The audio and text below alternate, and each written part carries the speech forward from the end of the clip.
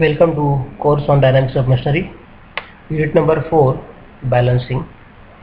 So we have seen in the last class basics of the balancing and what do you mean by the static balancing, where we balance the force, and the dynamic balancing, where we balance force as well as moment.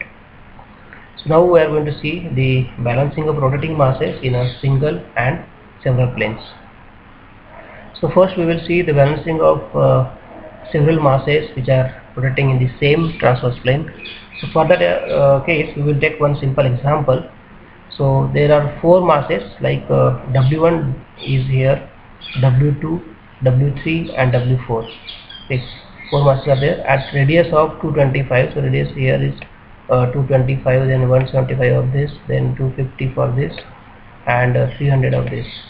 So which are connected at an angle of 45 degree, 75 degree and 120 degree from the horizontal line as shown. So this masses 2, 3 and 4 at an angle of 45 degree. So this is 45 degree first, with means W2 45 degree, then second is at 75 degree. So from this first mass it is at an angle of 75 degree, and with respect to the first mass, third is at an angle of 120 degree. Okay. Now if the shaft rotates at 500 rpm, so omega is given for the shaft. Find what unbalanced force acts upon the shaft and at what angle from the mass W1. So as we have taken this W1 as a reference one, so from here what is the value of that force and at what an angle it is going to act over this particular shaft, that I will find out. So if the mass to balance the system can be placed at a radius of 200 mm, so we have to attach that balance mass at a radius of 200 mm, and therefore we have to find out the weight of that particular mass. This kind of problem is there. So we have studied in applied mechanics that coplanar concurrent forces. So this is nothing but a case of the same, that is coplanar concurrent forces are acting. All these forces are acting in the same plane. So we can find out the resultant of this force. So simply if I find out the magnitude of this particular force, okay, so in this case force is equal to mr omega square. So m into r, that product if I say take over there, so that product I will consider and I will find out the corresponding length of that particular vector for this force. So I will draw the first vector in the same direction as it is specified here. I will draw it horizontally like this. Then a second force at an angle of 45 degree. So a line proportional to the magnitude of this I will draw it from here at an angle of 45 degree. Then the third force is at an angle of 75 degree.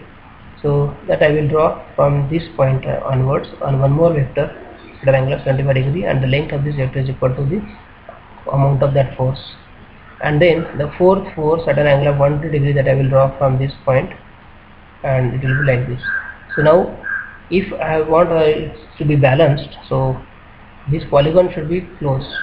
So I will try to close this polygon. So whatever the length of this particular vector is there from this point, okay, so that length will be giving me the magnitude of the force which is required to be applied over that shaft to make it balance. Okay. So now this magnitude of this particular force will be nothing but equal to W into R. So where R is 200 mm, so W into R if I get, that is equal to this particular length I have to measure, multiply it by the scale with which I have drawn this diagram. So then if I divide it by that R to that particular quantity, which will be a certain number here, so I will get the value of this W. And for getting the angle of it, I have to just measure this angle from this point. Okay, so this is nothing but the angle, okay, with respect to this particular reference plane. So this is the way you can find out the unbalanced force for a transverse plane. Now we'll talk about balancing of several masses in different transverse planes. So that case was quite simple when all the forces are acting in the same plane. Now here there are forces which are acting in the different planes. So you can consider here that there are 4 masses. So and these 4 masses are acting in the 4 different planes. So this is first mass, okay, acting in this first plane. So this is omega A, WA, and this particular plane A. Then this is WB, which is acting in the plane B here, and this is mass WC acting in this plane, the C plane, and WD is in this plane, D plane. And there are also 2 more planes, that is plane L. Okay, this is plane L. In that plane, this is the mass which is acting in the L plane here, and this is plane mass M, WM, which is acting in the plane M. So like this you will find out that there are different masses acting in the different planes.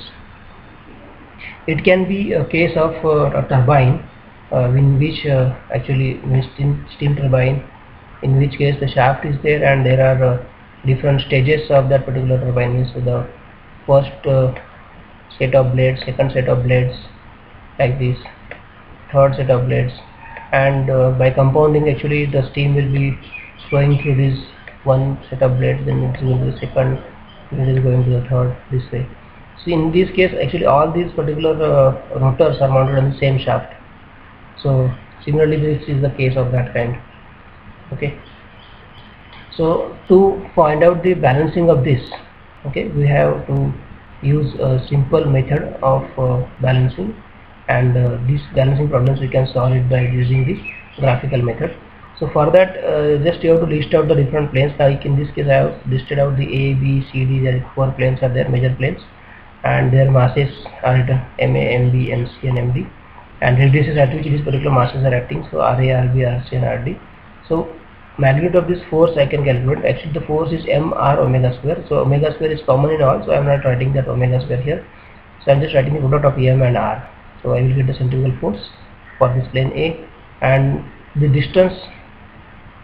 So if I consider that this is my reference plane with respect to which I am trying to find out the distances of all these other planes, so I can mark it as a LA is the distance of this plane A with respect to L.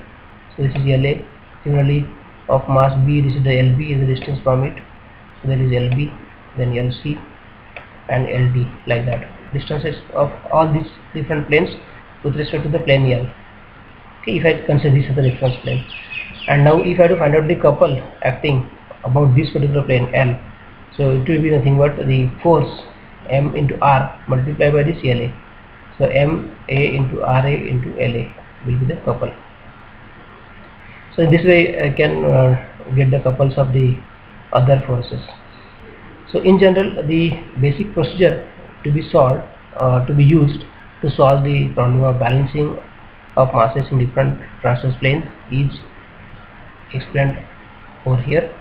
So first what I have to do is, whatever the number of masses are there, okay, and number of planes available to us, we have to select any one plane as a reference plane, and the distance of the planes to the right of the this particular reference. Suppose if I consider this L as a reference plane, so on the right hand side if I am considering any other plane and if I am taking the moment of it, so this is or the distance if I am going to measure with this L plane, so right side should be considered positive, and if any particular mass is on the left or any plane is on the left side of, so that distance should be considered negative one.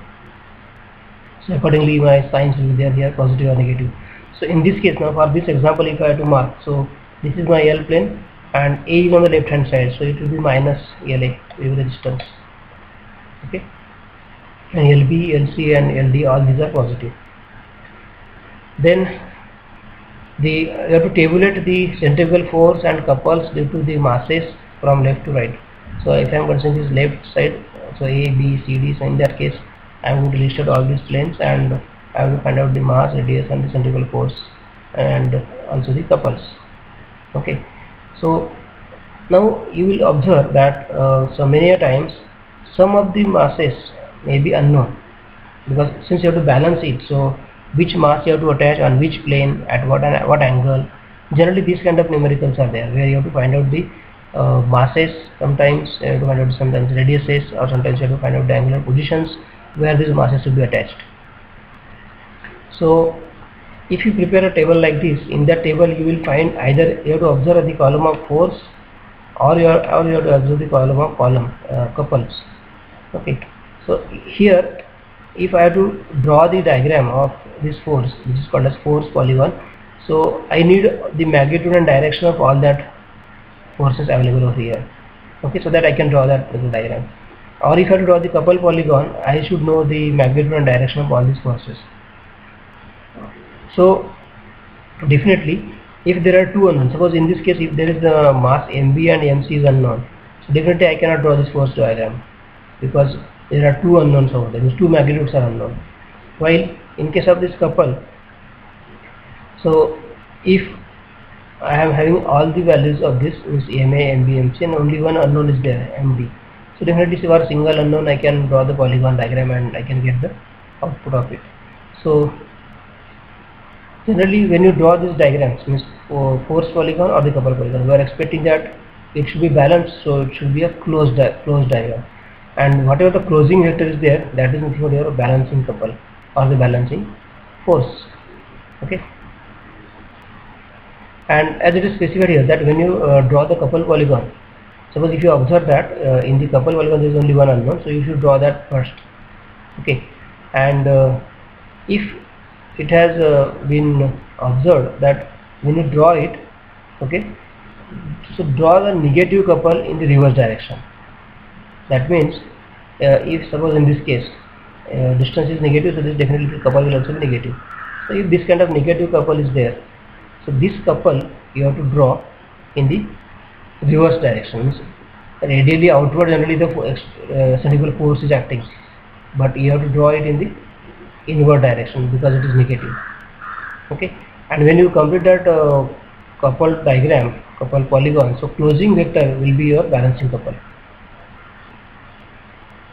So from the couple polygon, mass and the angular position of the balancing mass is obtained. Okay, so once you draw that couple polygon, and you will getting the unbalanced couple over there. So from that couple polygon, you will get the mass and the angular position of the balancing mass. And suppose there are two masses that you have to find out, so another balancing mass and its angular position can be obtained by drawing the force polygon, because when you draw the force polygon that time whatever the mass balance, unbalanced mass which you found out while drawing the couple polygon, that can be unknown now in that case. Like in the previous case we have considered that suppose this mb and md, there are two unknowns over there and this was only one unknown. So once you have drawn the couple diagram and you got this unknown, okay, so now we have to find out these two. So definitely once you got this, so there is no question of this. So again that time only this is the only one unknown over here, so we can draw the force polygon and get this unknown. So this you are going to understand with the help of example very well. So this example we will discuss in the next presentation.